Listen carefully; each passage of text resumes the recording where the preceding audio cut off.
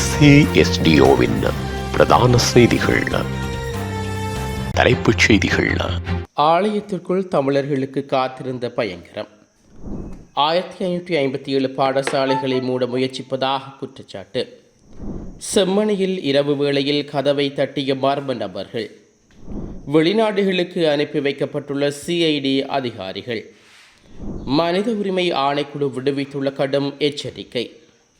திடீரென பதவி விலகிய உக்ரைன் பிரதமர். தொடர்வன விரிவான செய்திகள். தாயகச் செய்திகள்.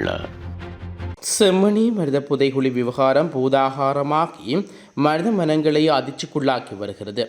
இந்த நேரத்தில் முஸ்லீம் காங்கிரஸ் நாடாளுமன்ற உறுப்பினர் ரஃபூங் ஹக்கீம் மட்டக்களப்பு குருக்கள்மடம் என்ற இடத்தில் படுகொலை செய்யப்பட்டதாக கூறப்படுகின்ற 72 முஸ்லீம் மக்கள் பற்றிய சர்ச்சைக்குரியதை நாடாளுமன்றத்தில் எழுப்பியிருந்தார். கொழும்பிலிருந்து கல்முனை வழியாக காத்தான்குடி வந்து கொண்டிருந்த சிறுவர்கள் மற்றும் பெண்கள் உட்பட 72 முஸ்லீம்களையும் 1990ஆம் ஆண்டு ஜூலை மாதம் 16ஆம் தேதி தமிழ் ஆயுததாரிகள் கொலை செய்து குருக்கள்மடன் கடற்கரையில் புதைத்ததாகவே அவர்கள் குற்றம் சுமத்தியிருந்தனர். அரசாங்கம் சுமார் 1557 பாடசாலைகளை மூடுவதற்கு முயற்சிப்பதாக இலங்கை ஆசிரியர் சங்கம் குற்றம் சுமத்தியுள்ளது. இலங்கை ஆசிரியர் சங்கத்தின் தலைவர் பிரியந்த பெர்னாண்டோ இந்த குற்றச்சாட்டை சுமத்தியுள்ளார். 50 மாணவ மாணவியருக்கு குறைவாக கல்வி கற்கும் பாடசாலைகளையும் இவ்வாறு மூடுவதற்கு திட்டமிடப்பட்டுள்ளதாக தெரிவித்துள்ளார். சர்வதேச நாணய நிதியத்தின் பரிந்துரைக்கமைய பாடசாலைகளை மூடுவதற்கு நடவடிக்கை எடுக்கப்பட்டு வருவதாக குறிப்பிட்டுள்ளார். அரசு ஊழியர்களை குறைப்பது என்ற சர்வதேச நாணய நிதியத்தின் யோசனையையும் நிறைவேற்றும் வகையில் பாடசாலைகளை மூடுவதற்கு திட்டமிடுவதாக தெரிவிக்கப்பட்டுள்ளது. குறித்த பாடசாலைகளைச் சேர்ந்த பிள்ளைகளுக்கு சைக்கிள் ஒன்றை ஊக்குவிப்பாக வழங்கி பாடசாலைகளை மூடுவதற்கு திட்டமிடப்போவதாக அவர் மேலும் சுட்டிக்காட்டியுள்ளார்.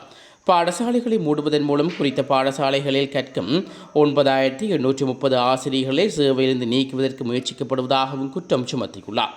பாலர் பாடசாலைகளில் பிள்ளைகளின் எண்ணிக்கையை குறைவு என்பதற்காக அவற்றை மூட வேண்டியதில்லை எனவும் அமெரிக்காவில் கூட இவ்வாறு பாடசாலைகள் மூடப்படுவதில்லை எனவும் அவர் தெரிவித்துள்ளார். இதேவேளை இந்த குற்றச்சாட்டுகள் குறித்து அரசாங்கம் எவ்வித பதிலையும் இதுவரை வெளியிடவில்லை என்பதும் குறிப்பிடத்தக்கது. யுத்த காலத்தில் இலங்கையில் இடம்பெயர்வு சம்பவங்கள் இடம்பெற்ற போது வயது பார்க்காமல் எந்த தொழில் செய்பவர்களாக இருந்தாலும் மக்கள் கைது செய்யப்படுவார்கள் என்று அறத்தந்தை பெர்னார்ட் அல்போன்ஸ் தெரிவித்துள்ளார்.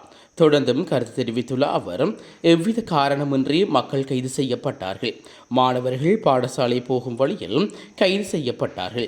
வீடுகளில் இருந்த பெண்கள், கடமையில் இருந்த அரசு ஊழியர்கள் என அனைவரும் கைது செய்யப்பட்டார்கள். இரவிலும் கைதுகள் இடம்பெற்றன. மாலை 6 மணி தொடக்கம் காலை 6 மணி வரை ஊரடங்கு சட்டம் இருந்த போதும் கைதுகள் தொடர்ந்தன. நள்ளிரவில் வீடுகளுக்கு சென்று பெண்களை அழைத்து வெள்ளைவாரில் கூட்டிச் செல்வார்கள் என்று குறிப்பிட்டுள்ளார்.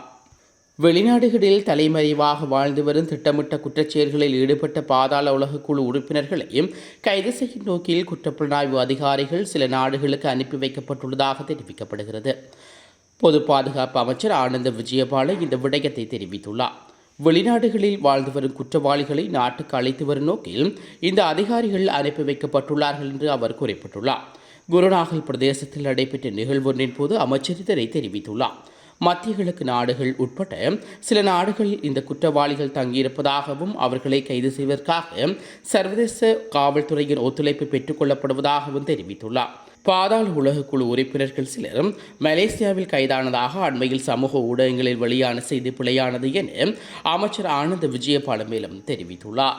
இலங்கை மனித உரிமைகள் ஆணைக்குழு அனைத்து அரசு நிறுவனங்களின் தலைவர்களுக்கும் ஆணையத்தின் பரிந்துரைகளை செயற்படுத்துவதற்கான சட்டப்பூர்வ கடமையை நிறைவேற்றியுள்ளது. இதனை செயற்படுத்த தவறுகளுக்கு எதிராக சட்ட நடவடிக்கை குறித்தும் எச்சரிக்கை விடுவித்துள்ளது. அரசு நிறுவனங்களின் செயலாளர், அரசு துறை தலைவர்கள் மற்றும் பொது நிறுவனங்களின் தலைவர்களுக்கு அனுப்பப்பட்ட அதிகாரப்பூர்வ அறிக்கைகள் அதன் உத்தரவுகள் அந்த சட்டத்தின் பிரகாரம் 15(7) படி பின்பற்ற வேண்டும் என்றும் HRCSL வலியுறுத்தியுள்ளது. இது நிறுவனங்கள் செயற்படுத்தல் நடவடிக்கைகள் குறித்து தமக்கு அறிக்கை அளிக்க காலக்கெடு நிர்ணயிக்கின்றது. நிறுவனங்கள் தங்கள் பரிந்துரைகளை மேல்முறையீடு செய்வதற்காக கூறுவது குறித்து ஆணையம் கவலை தெரிவித்துள்ளது. இது சட்டவிரோதமானது என்று கருதப்படுகிறது. ஏனெனில் சட்டம் அத்தகைய மேல்முறையீடுகளுக்கு இடமளிக்காது. பொது நிர்வாக சுற்றறிக்கை எண் 17/2005 என்ற கடமை வெளிப்படுத்தப்படுகிறது. அனைத்து பொது அதிகாரிகளுக்கும் தங்கள் சட்டபூர்வமான கடமையை நிலைநிறுத்தப்படவும் அடிப்படை உரிமைகளை பாதுகாக்கவும் HRCSL வலியுறுத்தியது. தொடர்ந்து தமது உத்தரவுகளை புறக்கணிப்பது ஆணையத்தால் பொருத்தமானதான நடவடிக்கைக்கு வழிவகுக்கும் என்றும் எச்சரிக்கப்பட்டுள்ளது. உலகச் செய்திகள். ரஷ்யா உக்ரைன் போர் நீடித்து வரும் நிலையில் உக்ரைன் பிரதமர் டெனிஸ் கம்ஸ்லா திடீரென தனது பதவியிலிருந்து விலகியுள்ளார். இந்நிலையில் அவர் தனது பதவி விலகல் கடிதத்தை உக்ரைன் ஜனாதிபதி ஜெலஸ்கியிடம் வழங்கியுள்ளார். இதனையடுத்து அவரது பதவி விலகலை ஏற்ற ஜனாதிபதி புதிய பிரதமராக ஜூலியா வைடிடென்ஸ்கோவின் பெயரை பரிந்துரை செய்துள்ளது. ரஷ்யா உக்ரைன் இடையிலான போர் 3 ஆண்டுகள் கடந்து வரும் நிலையில் இந்த போரில் பல லட்சம் பேர் உயிரிழந்துள்ளார்கள். இந்த போரை முடிவுக்கு கொண்டுவர இந்தியா, அமெரிக்கா உள்ளிட்ட நாடுகள் முயற்சி செய்து வருகின்றன. அமைதி பேச்சுவார்த்தைக்கான ஏற்பாடுகள் நடந்து வந்தாலும் இரு நாடுகளும் போரை நிறுத்தாமல் தொடர்ந்து தாக்கி வருகின்றமை குறிப்பிடத்தக்கது. மீண்டும் தலைப்புச் செய்திகள்.